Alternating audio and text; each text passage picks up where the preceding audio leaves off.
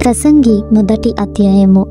దావీదు కుమారుడును యెరూషలేములో రాజునై ఉండిన ప్రసంగి పలికిన మాటలు.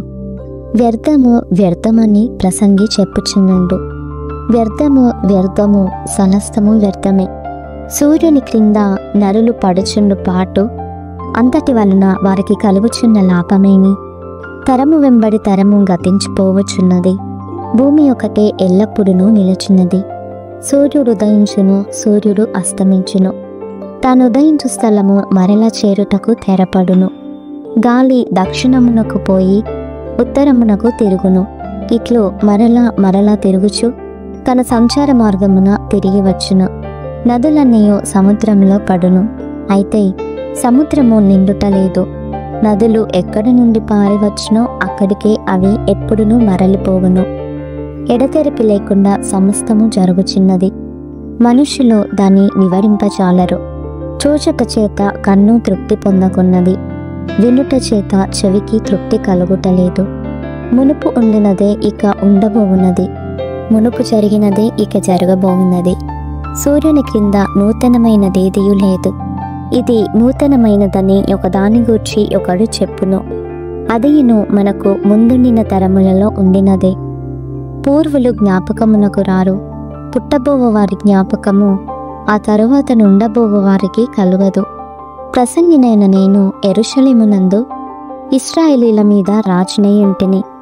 ఆకాశము క్రింద జరుగునది అంతటిని జ్ఞానము చేత విచారించి గ్రహించుటకై నా మనస్సు నిలిపితిని.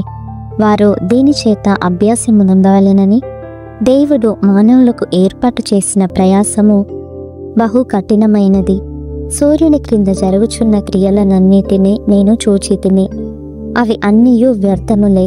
అవి ఒకడు గాలికై ప్రయాసపడినట్టున్నవి. వంకరగానున్న దానిని చక్కపరచ శక్యము కాదు. లోపము గలది లెక్కకు రాదు. యెరూషలేమునందు నాకు ముందున్న వారందరికంటేను నేను చాలా ఎక్కువగా జ్ఞాపకము సంపాదించుతిననియు జ్ఞానమును విద్యను నేను పూర్ణముగా అభ్యసించుతిననియు నా మనస్సులో నేను అనుకొంటిని. నా మనస్సు నిలిపి జ్ఞానాభ్యాసమును బెర్రితనమును మతిహీనతను తెలుసుకొనుటకు ప్రయత్నించితిని. అయితే ఇదియు గాలికై ప్రయాసపడుటయే అని తెలుసుకొంటిని. విస్తారమైన జ్ఞానాభ్యాసము చేత విస్తారమైన దుఃఖము కలుగును. అధిక విద్య సంపాదించిన వానికి అధిక శోకము కలుగును.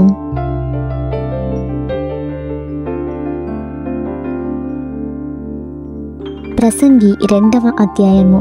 కానీ నిన్ను సంతోషము చేత శోధించి చూతును, నీవు మేలును అనుభవించి చూడుమని నేను నా హృదయముతో చెప్పుకొంటిని. అయితే అదియు వ్యర్థ ప్రయత్నమాయెను. నవ్వుతో నీవు వెర్రిదానమనియు సంతోషముతో నీ చేత కలుగునదేమి అనియు నేనంటిని.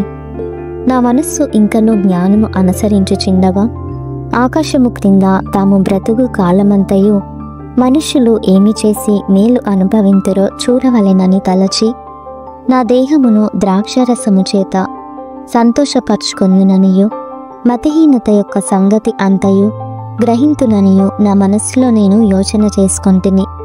నేను గొప్ప పనులు చేయబోనుకొంటిని. నా కొరకు ఇండ్లు కట్టించుకొంటిని, ద్రాక్ష తోటలు నాటించుకొంటిని. నా కొరకు తోటలను శృంగార వనములను వేయించుకొని వాటిలో సకల విధములైన ఫలవృక్షములను నాటించితిని. వృక్షముల నారుమల్లకు నీరు పారుటకై నేను చెరువులు త్రవ్వించుకొంటిని. పనివారిని పనికత్తెలను సంపాదించుకొంటిని. నా ఇంట పుట్టిన దాసులు నాకుండిరి. యెరూషలేమునందు నాకు ముందుండిన వారందరికంటే ఎక్కువగా పశుల మందలను గొర్రెమేకల మందలను బహు విస్తారముగా సంపాదించుకొంటిని. నా కొరకు నేను వెండి బంగారములను రాజులు సంపాదించు సంపదను ఆయా దేశములలో దొరకు సంపత్తును కూర్చుకొంటిని. నేను గాయకులను గాయకురాండ్రను మనుషులిచ్చయించు సంపదలను సంపాదించుకొని బహుమంది ఉపపత్నులను ఉంచుకొంటిని. నాకు ముందు యెరూషలేమునందున్న వారందరికంటేను నేను ఘనుడనై అభివృద్ధి నొందితిని. నా జ్ఞానము నన్ను విడిచిపోలేదు. నా కన్నులు ఆశించిన వాటిలో దేనిని అవి చూడకున్నా నేను అభ్యంతరము చేయలేదు. మరియు నా హృదయము నా పనులన్నిటిని బట్టి సంతోషింపగా సంతోషకరమైనదేదియు అనుభవించకుండా నేను నా హృదయమును నిర్బంధింపలేదు.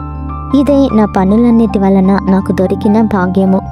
అప్పుడు నేను చేసిన పనులన్నీ, వాటి కొరకై నేను పడిన ప్రయాసమంతయు నేను నిదానించి వివేచింపగా అవన్నీ వ్యర్థమైనవిగాను, ఒకడు గాలికి ప్రయాసపడినట్టుగాను అగుపడెను. సూర్యుని క్రింద లాభకరమైనదేదియు లేనట్టు నాకు కనబడెను. రాజు తరువాత రాబోవువాడు ఇది వరకు జరిగిన దాని విషయము సైతము ఏమి చేయునో అనుకొని నేను జ్ఞానమును, వెర్రితనమును, మతిహీనతను పరిశీలించుటకై పూనుకొంటిని. అంతటా చీకటి కంటే వెలుగు ఎంత ప్రయోజనకరమో, బుద్ధిహీనత కంటే జ్ఞానము అంత ప్రయోజనకరమని నేను తెలుసుకొంటిని. జ్ఞానికి కన్నులు తలలో నిన్నవి, బుద్ధిహీనుడు చీకటి యందు నడుచుచున్నాడు. అయినను అందరికిని ఒక్కటే గతి సంభవించునని నేను గ్రహించితిని. కావున బుద్ధిహీనునికి సంభవించినట్లే నాకును సంభవించును గనుక నేను అధిక జ్ఞానము ఏల సంపాదించితినని నా హృదయమందనుకొంటిని. ఇదియు వ్యర్థమే.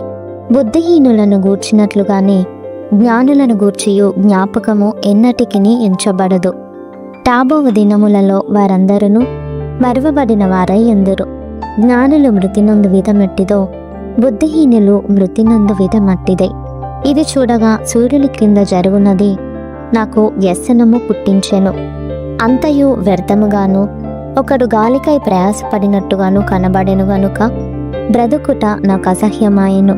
సూర్యుని క్రింద నేను ప్రయాసపడి చేసిన పనులన్నిటినీ నా తరువాత వచ్చువానికి నేను విడిచిపెట్టవలెనని తెలుసుకొని నేను వాటి యందు అసహ్యపడి తిని. వాడు జ్ఞానము గలవాడయుండును, బుద్ధిహీనుడయుండును, అది ఎవనికి తెలియను. అయితే సూర్యుని క్రింద నేను ప్రయాసపడి జ్ఞానము చేత సంపాదించుకున్న నా కష్టఫలమంతటి మీదను వాడు అధికారి అయి ఉండును. ఇదియును వ్యర్థమే. కావున సూర్యుని క్రింద నేను పడిన ప్రయాసమంతటి విషయమై నేను ఆశ విడిచిన వాడనైతిని. ఒకడు జ్ఞానముతోనూ తెలివితోనూ యుక్తితోనూ ప్రయాసపడి ఏదో ఒక పని చేయును. అయితే దాని కొరకు ప్రయాసపడని వానికి అతడు దానిని స్వాస్థ్యముగా ఇచ్చివేయవలసి వచ్చును. ఇదియు వ్యర్థమును గొప్ప చెడుగునై ఉన్నది. సూర్యుని క్రింద నరునికి తటస్థించు ప్రయాసమంతటి చేతను వాడు తలపెట్టు కార్యములన్నిటి చేతను వానికేమి దొరుకుచున్నది? వాని దినములన్నీయు శ్రమకరములు, వాని పాటలు వ్యసనకరములు. రాత్రి అందైనను వాని మనస్సునకు నెమ్మది దొరకదు. ఇదియు వ్యర్థమే. అన్నపానములు పుచ్చుకొనుట కంటెను, తన కష్టార్జితము చేత సుఖపడుట కంటెను నరునికి మేలుకరమైనదేదియూ లేదు. ఇదియును దేవుని వలన కలుగునని నేను తెలుసుకొంటిని. ఆయన సెలవు లేక భోజనము చేసి సంతోషించుట ఎవరికి సాధ్యము? ఏలయనగా దైవదృష్టికి మంచివాడుగా నుండువానికి దేవుడు జ్ఞానమును, తెలివిని, ఆనందమును అనుగ్రహించును. అయితే దైవదృష్టికి ఇష్టడగువానికి ఇచ్చుటకై ప్రయాసపడి పోగు చేయు పనిని ఆయన పాపాత్మునికి నిర్ణయించును. ఇదియు వ్యర్థముగాను, ఒకడు గాలికై ప్రయాసపడినట్టుగాను ఉన్నది.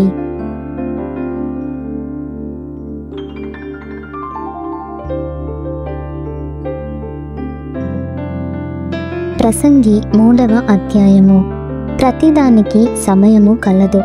ఆకాశము క్రింద ప్రతి ప్రయత్నమునకు సమయము కలదు. పుట్టుటకు, చచ్చుటకు, నాటుటకు, నాటబడిన దాన్ని పెరికివేయుటకు, చంపుటకు, బాగు చేయుటకు, పడగొట్టుటకు, కట్టుటకు, ఏడ్చుటకు, నవ్వుటకు, దుఃఖించుటకు, నాట్యమాడుటకు, రాళ్లను పారవేయుటకు, రాళ్లను కుప్పవేయుటకు, కౌగలించుటకు, కౌగలించుట మానుటకు, వెదకుటకు, పోగొట్టుకొనుటకు, దాచుకొనుటకు, పారవేయుటకు, చింపుటకు, కుట్టుటకు, మౌనముగా నుండుటకు, మాటలాడుటకు, ప్రేమించుటకు, ద్వేషించుటకు, యుద్ధము చేయుటకు, సమాధానపడుటకు. కష్టపడిన వారికి తమ కష్టము వలన వచ్చిన లాభమేమి? నరులు అభ్యాసము పొందవలెనని దేవుడు వారికి పెట్టియున్న కష్టానుభవమును నేను చూచితిని. దేని కాలమునందు అది చక్కగా నుండునట్లు సమస్తమును ఆయన నియమించి ఉన్నాడు. ఆయన శాశ్వత కాల జ్ఞానమును నరుల హృదయమందుంచి ఉన్నాడు గాని దేవుడి చేయి క్రియలను పరిశీలనగా తెలుసుకొనుటకు అది చాలదు. కావున సంతోషముగా నుండుట కంటెను తమ బ్రతుకును సుఖముగా వెళ్ళబుచ్చుట కంటెను శ్రేష్టమైనదేదియో నరులకు లేదని నేను తెలుసుకొంటిని. మరియు ప్రతివాడు అన్నపానములు పుచ్చుకొనుచు తన కష్టార్జితము వలన సుఖమనుభవించుట దేవుడిచ్చు బహుమానమే అని తెలుసుకొంటిని. దేవుడు చేయు పనులన్నయు శాశ్వతములని నేను తెలుసుకొంటిని. దానికేదియు చేర్చబడదు, దాని నుండి ఏదియు తీయబడదు. మనుషులు తన యందు భయభక్తులు కలిగియుండునట్లు దేవుడిట్టి నియమము చేసి ఉన్నాడు. ముందు జరిగినదే ఇప్పుడును జరుగును, జరగబోవునది పూర్వమందు జరిగినదే. జరిగిపోయిన దానిని దేవుడు మరల రప్పించును. మరియు లోకమునందు విమర్శ స్థానమున దుర్మార్గత జరుగుటయు న్యాయముండవలసిన స్థానమున దుర్మార్గత జరుగుటయు నాకు కనబడెను. ప్రతి ప్రయత్నమునకును ప్రతి క్రియకును తగిన సమయమున్నదనియు నీతిమంతులకును దుర్మార్గులకును దేవుడే తీర్పు తీర్చుననియు నా హృదయములో నేననుకొంటిని. కాగా తాము మృగముల వంటి వారని నరులు తెలుసుకొనున్నట్లును దేవుడు వారిని విమర్శించినట్లును ఈలాగు జరుగుచున్నదని అనుకొంటిని. నరులకు సంభవించినది ఏదో అదే మృగములకు సంభవించును. వారికిని వాటికిని కలుగు గతి ఒక్కటే. నరులు చచ్చునట్లు మృగములను చచ్చును. సకల జీవులకు ఒక్కటే ప్రాణము. మృగముల కంటే నరులకేమీయూ ఎక్కువ లేదు. సమస్తమును వ్యర్థము.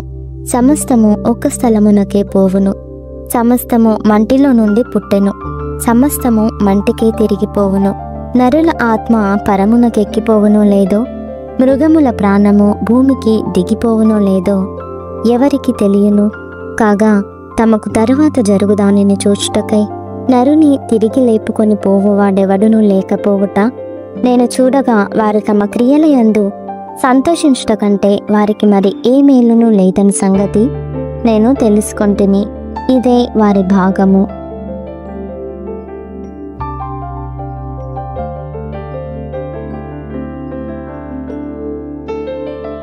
ప్రసంగి 4వ అధ్యాయము.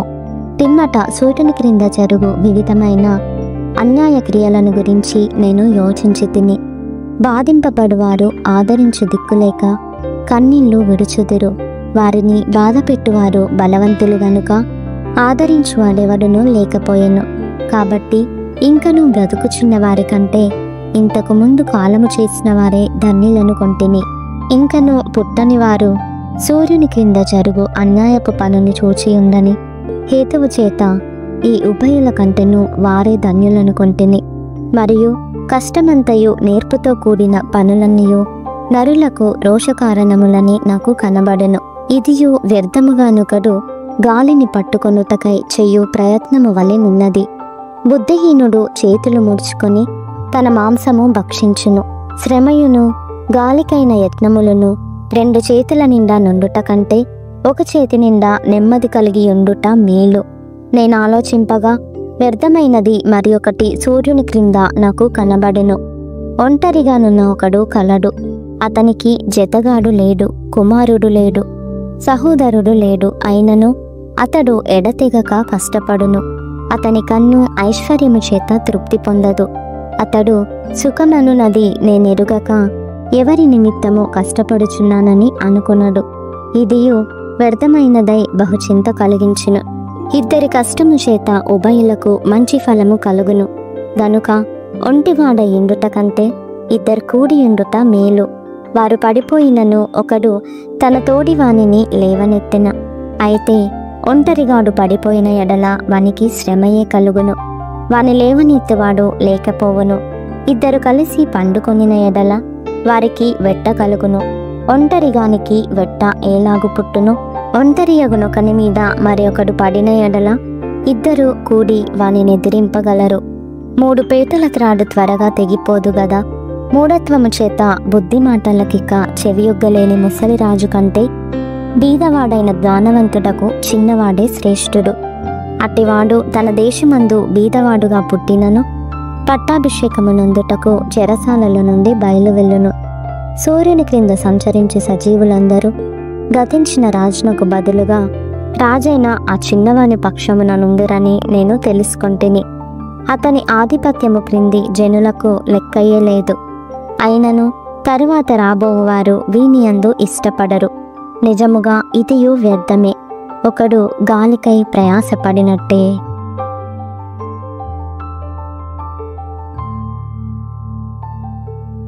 ప్రసంగి 5వ అధ్యాయము. నీవు దేవుని మందిరమునకు పోవునప్పుడు నీ ప్రవర్తన జాగ్రత్తగా చూచుకొనుము. బుద్ధిహీనులు అర్పించినట్లుగా బలి అర్పించుట కంటే సమీపించి ఆలకించుట శ్రేష్టము.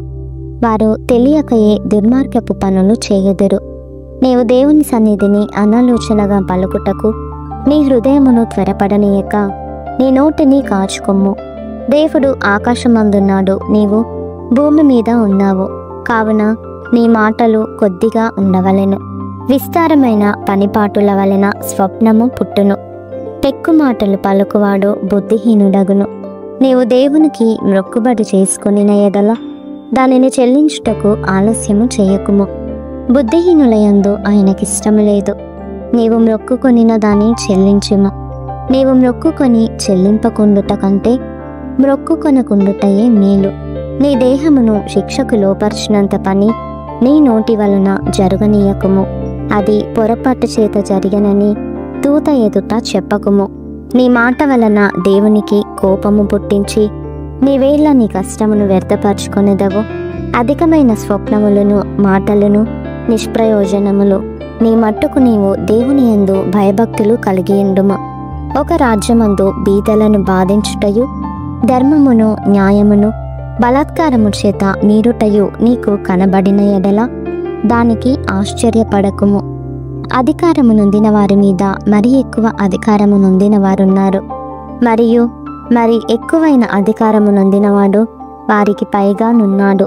ఏ దేశములో రాజు భూమి విషయమై శ్రద్ధ పుచ్చుకొనినో ఆ దేశమునకు సర్వ విషయములయందు మేలు కలుగును. ద్రవ్యమును అపేక్షించువాడు ద్రవ్యము చేత తృప్తి నొందడు. ధన సమృద్ధిని అపేక్షించువాడు దాని చేత తృప్తి నొందడు. ఇదియు వ్యర్థమే. ఆస్తి ఎక్కువైన ఎడల దాన్ని భక్షించువారును ఎక్కువ అగుదురు.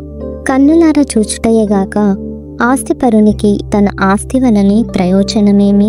కష్టజీవులు కొద్దిగా తినినను ఎక్కువగా తినినను సుఖనిద్ర నొందుదురు.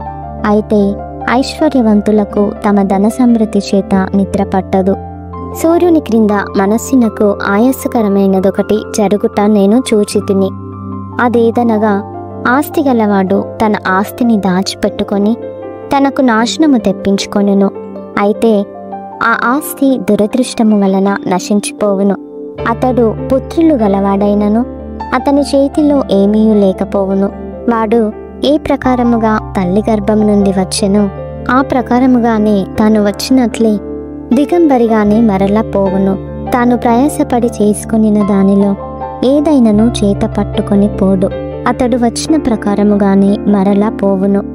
గాలికి ప్రయాసపడి సంపాదించిన దాని వలన వానికి లాభమేమి? ఇదియు మనస్సునకు ఆయాసకరమైనదే. తన దినములన్నీయు అతడు చీకటిలో భోజనము చేయును. అతనికి వ్యాకులమును రోగమును అసహ్యమును కలుగును. మరియు కోరదగినదిగాను చూడముచ్చటైనదిగాను నాకు కనబడినది ఏదనగా, దేవుడు తనకు నియమించిన ఆయుష్కాల దినములన్నీయు ఒకడు అన్నపానములు పుచ్చుకొనుచు తన కష్టార్జితమంతటి వలన క్షేమముగా బ్రతుకుచుండుటయే. ఇదియే వానికి భాగ్యము.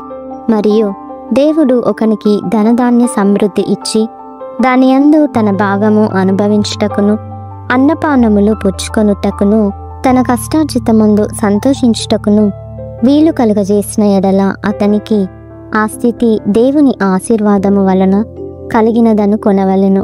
అట్టివానికి దేవుడు హృదయానందము దయచేసి ఉన్నాడు గనుక అతడు తన ఆయుష్కాల దినములను జ్ఞాపకము చేసుకొనడు.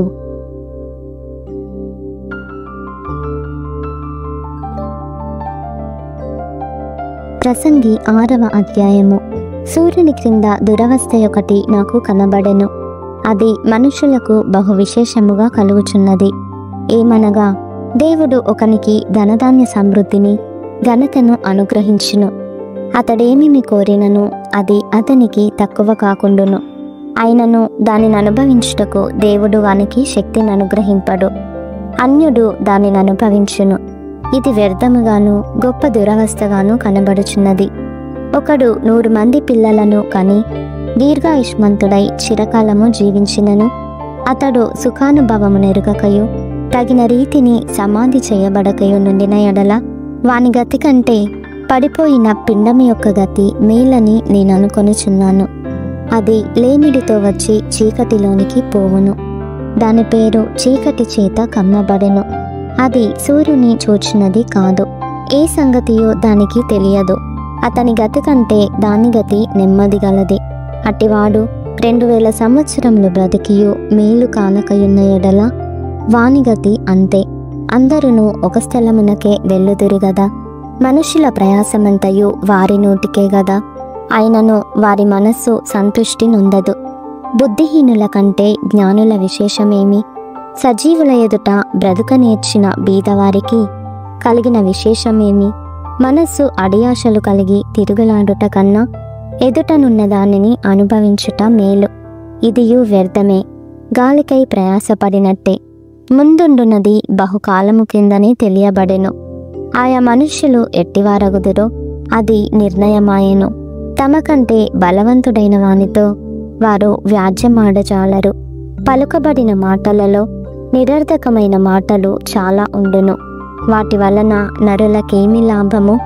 నీడవలే తమ దినములన్నీయు వ్యర్థముగా గడుపుకొను మనుష్యుల బ్రతుకునందు ఏది వారికి క్షేమకరమైనదో ఎవరికి తెలియను? వారు పోయిన తరువాత ఏమి సంభవించునో వారితో ఎవరు చెప్పగలరు?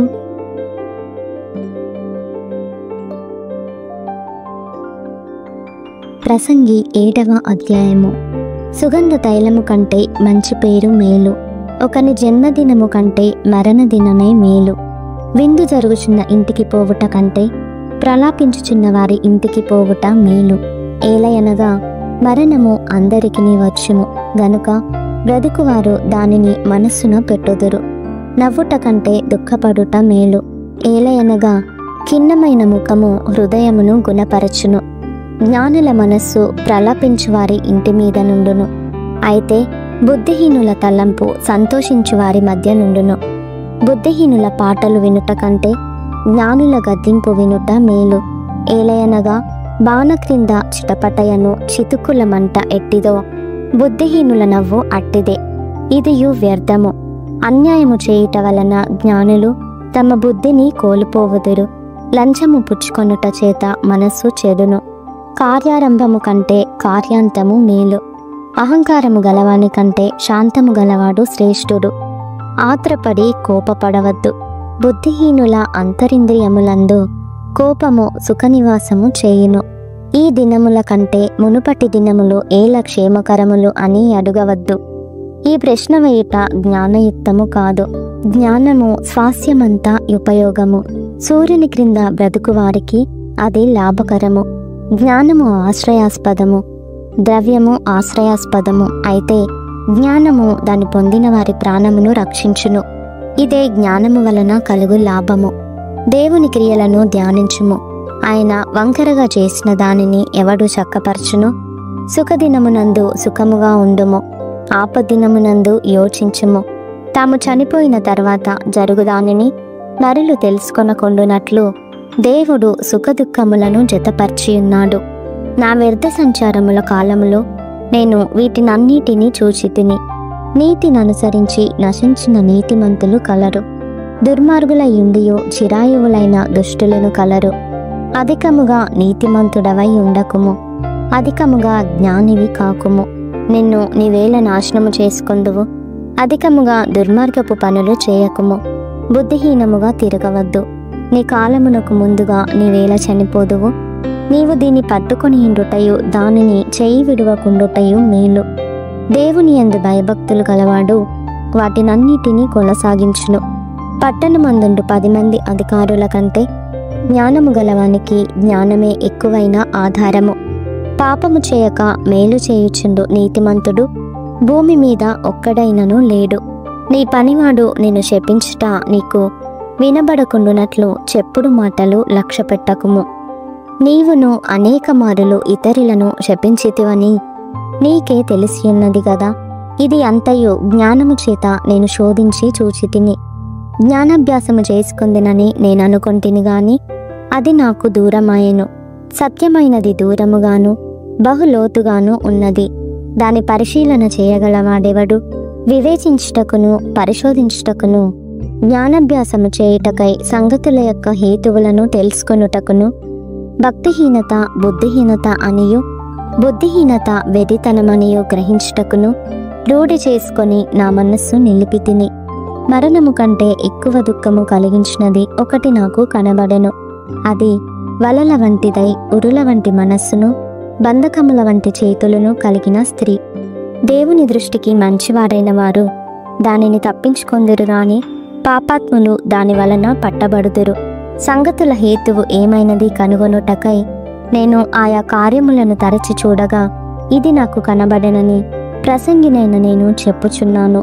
అయితే నేను తరచి చూచినను నాకు కనబడనిది ఒకటి ఉన్నది. అదేదనగా 1000 మంది పురుషులలో నేనొకని చూచితిని గాని అంతమంది స్త్రీలలో ఒకతెను చూడలేదు. ఇది ఒకటి మాత్రము నేను కనుగొంటిని. ఏమనగా దేవుడు నరులను యథార్థవంతులనుగా పుట్టించెను గాని వారు వివిధమైన తంత్రములు కల్పించుకొని ఉన్నారు.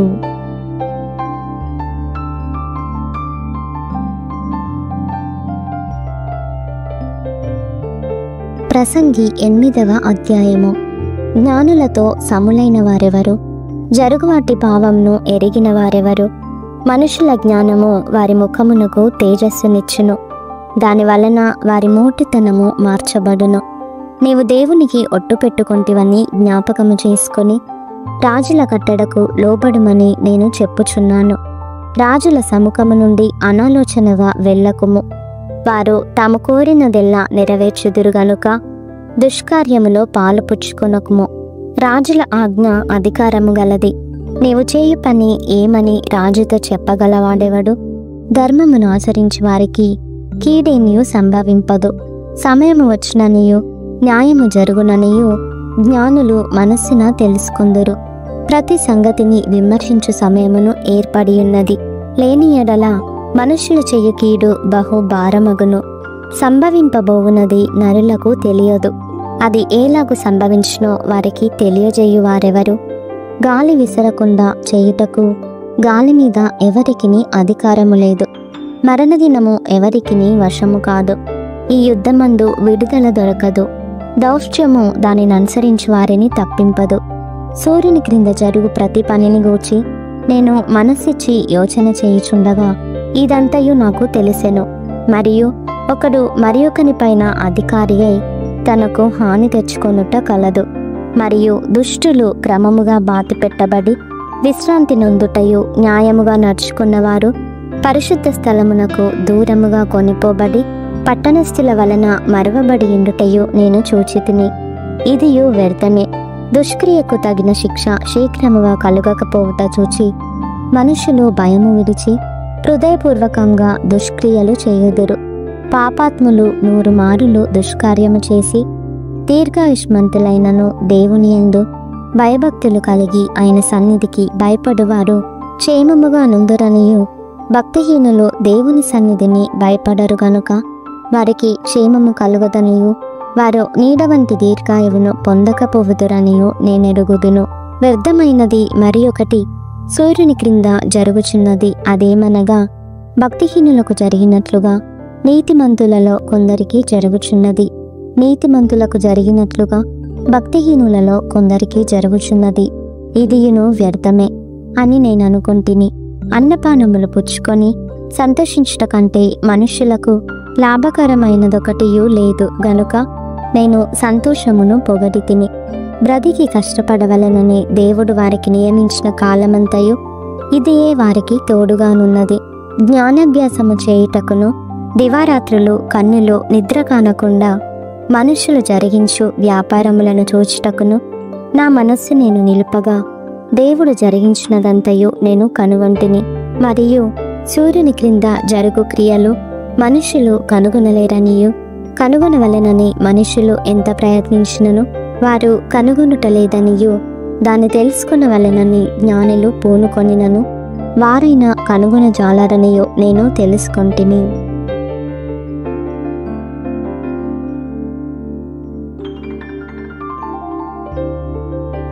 ప్రసంగి 9వ అధ్యాయము. నీతిమంతులను జ్ఞానులను వారి క్రియలను దేవుని వశమున సంగతిని, స్నేహము చేయుటయైనను ద్వేషించుటయైనను మనుషుల వశమున లేదను సంగతిని, అది అంతయు వారి వలన కాదను సంగతిని పూర్తిగా పరిశీలన చేయుటకై నా మనస్సు నిలిపి నిదానింప పూనుకొంటిని. సంభవించినవి అన్నీయు అందరికిని ఏకరీతిగానే సంభవించును. నీతిమంతులకును దుష్టులకును, మంచివారికిని పవిత్రులకును అపవిత్రులకును, బలులర్పించు వారికిని బలులనర్పింపని వారికిని గతి ఒక్కటే. మంచివారికి ఎలాగుననో పాపాత్ములకును అలాగుననే తటస్థించును. ఒట్టు పెట్టుకుని వారికి ఎలాగునను ఒట్టుకు భయపడు వారికిని అలాగుననే జరుగును. అందరికిని ఒక్కటే గతి సంభవించును. సూర్యుని క్రింద జరుగు వాటన్నిటిలో ఇది బహు దుఃఖకరము. మరియు నరుల హృదయము చెడుతనముతో నిండి ఉన్నది. వారు బ్రతుకు కాలమంతయు వారి హృదయమందు వేదితనముండును. తరువాత వారు మృతుల యొద్దకు పోవుదురు. ఇదియును దుఃఖకరము. బ్రతికియుండు వారితో కలిసిమెలిసి ఉన్న వారికి ఆశ కలదు. చచ్చిన సింహము కంటే బ్రతికియున్న కుక్క మేలు గదా. బ్రతికియుండు వారు తాము చత్తురని ఎరుగుదురు, అయితే చచ్చిన వారు ఏమీయు ఎరుగరు. వారి పేరు మరువబడి ఉన్నది. వారికిక ఏ లాభమును కలుగదు. వారిక ప్రేమింపరు, పగ పెట్టుకొనరు, అసూయపడరు. సూర్యుని క్రింద జరుగు వాటిలో దేనియందును వారికిక నెప్పటికిని వంతు లేదు. నీవు పోయి సంతోషముగా నీ అన్నము తినుము, ఉల్లాసపు మనస్సుతో నీ ద్రాక్షరసము త్రాగుము. ఇదివరకే దేవుడు నీ క్రియలను అంగీకరించెను.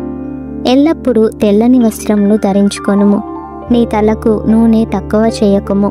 దేవుడు నీకు దయచేసిన వ్యర్థమైన నీ ఆయుష్కాలమంతయు నీవు ప్రేమించు నీ భార్యతో సుఖించుము. నీ వ్యర్థమైన ఆయుష్కాలమంతయు సుఖించుము. ఈ బ్రతుకునందు నీవు కష్టపడి చేసుకొనిన దాని అంతటికి అదే నీకు కలుగు లాభము. చేయుటకు నీ చేతికి వచ్చిన ఏ పని అయినను నీ శక్తిలోపము లేకుండా చేయుము. నీవు పోవు పాతాళమునందు పని అయినను, ఉపాయమైనను, తెలివి అయినను, జ్ఞానమైనను లేదు. మరియు నేను ఆలోచింపగా సూర్యుని క్రింద జరుగుచున్నది నాకు తెలియబడెను.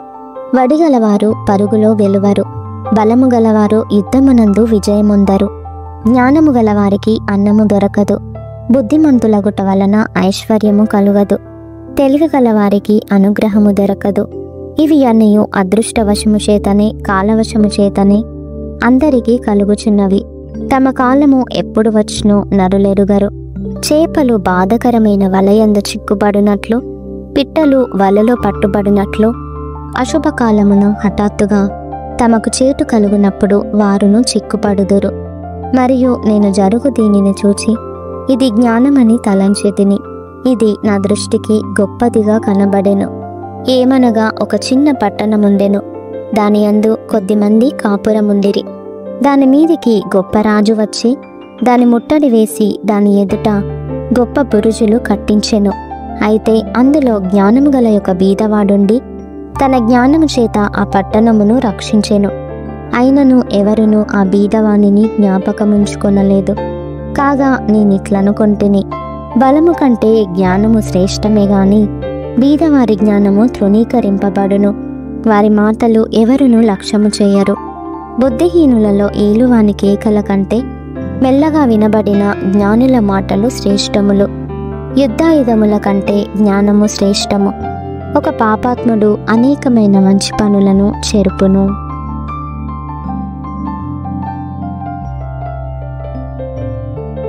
ప్రసంగి 10వ అధ్యాయము. బుక్కవాని తైలంలో చచ్చిన ఈగలు పడుట చేత అది చెడు వాసన కొట్టును. కొంచెము బుద్ధిహీనత త్రాసులో ఉంచిన ఎడల జ్ఞానమును ఘనతను తేలగొట్టును. జ్ఞాని యొక్క హృదయము అతని కుడి చేతిని ఆడించును. బుద్ధిహీనుని హృదయము అతని ఎడమ చేతిని ఆడించును. బుద్ధిహీనుడు తన ప్రవర్తనను గూర్చి అధైర్యపడి తాను బుద్ధిహీనుడని అందరికీ తెలియజేయును. ఏలువాడు నీ మీద కోపపడిన ఎడల నీ ఉద్యోగము నుండి నీవు తొలగిపోకుము. ఓర్పు గొప్ప ద్రోహ కార్యములు జరగకుండా చేయును. పొరపాటున అధిపతి చేత జరుగు దుష్కార్యమొకటి నేను చూచితిని. ఏమనగా, బుద్ధిహీనులు గొప్ప ఉద్యోగములలో ఉంచబడుటయు, గనులు క్రింద కూర్చుండుటయు, పనివారు గుర్రముల మీద కూర్చుండుటయు, అధిపతులు సేవకుల వలె నేలను నడుచుటయు నాకగపడెను. గొయ్యి త్రవ్వువాడు దానిలో పడును, కంచె కొట్టువానిని పాము కరుచును, రాళ్లు దొర్లించువాడు వాటి చేత గాయమునందును, చెట్లు నరుకువాడు దాని వలన అపాయము తెచ్చుకొనును. ఇనుప ఆయుధము మొద్దుగా ఉన్నప్పుడు దానిని పదును చెయ్యని ఎడల పనిలో ఎక్కువ బలము వినియోగింపవలెను. అయితే కార్యసిద్ధికి జ్ఞానమే ప్రధానము. మంత్రపు కట్టు లేక పాము కర్చిన ఎడల మంత్రగాని చేత ఏమీయూ కాదు.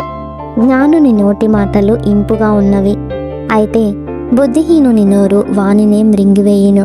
వాని నోటి మాటల ప్రారంభము బుద్ధిహీనత, వాని పలుకుల ముగింపు వెర్రితనము.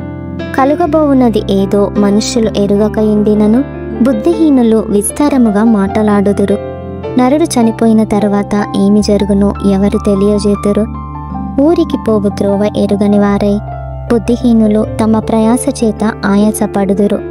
దేశమా, దాసుడు నీకు రాజయుండుటయు, ఉదయముననే భోజనమునకు కూర్చుండువారు నీకు అధిపతులై యుండుటయు నీకు అశుభము. దేశమా, నీ రాజు గొప్ప ఇంటివాడయుండుటయు, నీ అధిపతులు మత్తులగుటకు కాక బలమునందుటకై అనుకూల సమయమున భోజనమునకు కూర్చుండువారయుండుటకు నీకు శుభము. సోమరితనం చేత ఇంటికప్పు దిగబడిపోవును, చేతుల బద్ధకము చేత ఇల్లు కురియును. నవ్వులాటలు పుట్టించుటకై వారు విందు చేయుదురు. ద్రాక్షరసపానము వారి ప్రాణమునకు సంతోషకరము, ద్రవ్యము అన్నిటికీ అక్కరకు వచ్చును. నీ మనస్సునందైనను రాజును శపింపవద్దు, నీ పడక గదిలోనైనను ఐశ్వర్యవంతులను శపింపవద్దు. ఏలయనగా ఆకాశ పక్షులు సమాచారము కొనిపోవును, రెక్కలు గలది సంగతి తెలుపును.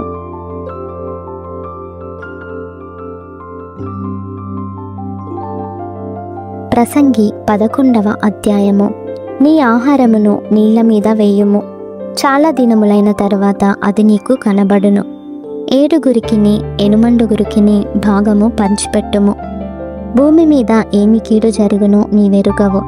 మేఘములు వర్షముతో నిండియుండగా అవి భూమి మీద దాని పోయును. మ్రాను దక్షిణముగా పడినను ఉత్తరముగా పడినను అది పడిన చోటనే ఉండును. గాలిని గుర్తుపట్టువాడు విత్తడు, మేఘములను కనిపెట్టువాడు కోయడు. చూలాలి గర్భమందు ఎముకలు ఏ రీతిగా ఎదుగునది నీకు తెలియదు. గాలి ఏ త్రోవను వచ్చును నీవెరుగవు. అలాగునే సమస్తమును జరిగించు దేవుని క్రియలను నీవెరుగవు. ఉదయమందు విత్తనమును విత్తుము, అస్తమయమందును నీ చెయ్యి వెనుక తీయక విత్తుము. అది ఫలించునో ఇది ఫలించునో లేక రెండును సరిసమానముగా ఎదుగునో నీవెరుగవు. వెలుగు మనోహరమైనది, సూర్యుని చూచుట కన్నులకింపుగానున్నది. ఒకడు చాలా సంవత్సరములు బ్రతికిన ఎడల చీకటి గల దినములు అనేకములు వచ్చునని ఎరిగియుండి తాను బ్రతుకు దినములన్నీయు సంతోషముగా ఉండవలెను. రాబోవున్నదంతయు వ్యర్థము. యవ్వనుడా, నీ యవ్వనమందు సంతోషపడుము, నీ యవ్వన కాలమందు నీ హృదయము సంతుష్టిగా ఉండనిమ్ము. నీ కోరిక చొప్పునను నీ దృష్టి యొక్క ఇష్టము చొప్పునను ప్రవర్తింపుము. అయితే వీటన్నిటిని బట్టి దేవుడు నిన్ను తీర్పులోనికి తెచ్చినని జ్ఞాపకముంచుకొనుము. లేత వయస్సును నడిప్రాయమును గతించిపోవునవి గనుక నీ హృదయములో నుండి వ్యాకులమును తొలగించుకొనుము, నీ దేహమును చెరుపుదాన్ని తొలగించుకొనుము.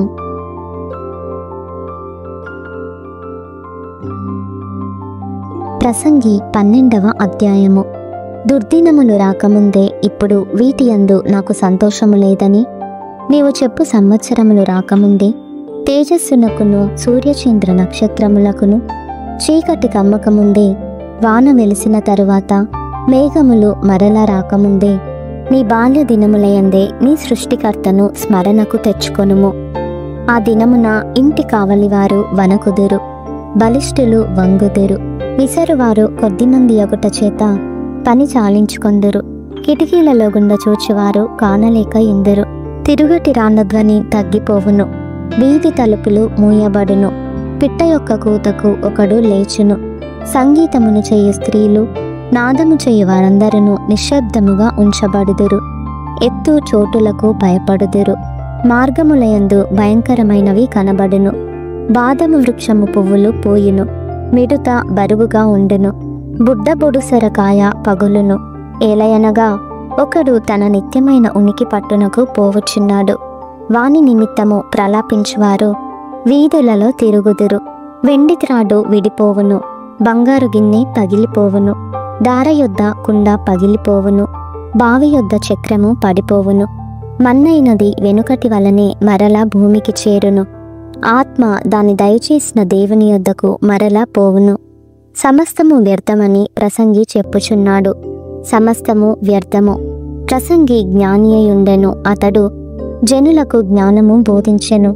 అతడు ఆలోచించి సంగతులు పరిశీలించి అనేక సామెతలను అనుక్రమపరచెను. ప్రసంగి ఇంపైన మాటలు చెప్పుటకు పూనుకొనెను. సత్యమును గూర్చిన మాటలు యథార్థ భావముతో వ్రాయుటకు పూనుకొనెను. జ్ఞానులు చెప్పు మాటలు ములుకోలల వలెను చక్కగా కూర్చబడి దిగగొట్టబడిన మేకుల వలెను ఉన్నవి. అవి ఒక్క కాపరి వలన అంగీకరింపబడినట్టున్నవి. ఇదియుగాక నా కుమారుడా, హితోపదేశములు వినుము. పుస్తకములు అధికముగా రచింపబడును, దానికి అంతము లేదు. విస్తారముగా విద్యాభ్యాసము చేయుట దేహమునకు ఆయాసకరము. ఇదంతయు వినిన తరువాత తేలిన ఫలితార్థమిదే. దేవుని యందు భయభక్తులు కలిగియుండి ఆయన కట్టడలను అనుసరించి నడుచుచుండవలెను. మానవ కోటికి ఇదియే విధి.